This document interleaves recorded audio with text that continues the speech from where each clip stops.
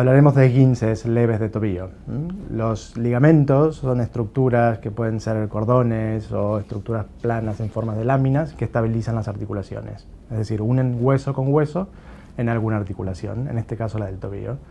Cuando tu tobillo sufre una entorsis, una torsión, y estos ligamentos se exponen a una fuerza mayor a la que pueden soportar, se rompen parcialmente, y esto es lo que provoca un esguince leve de tobillo.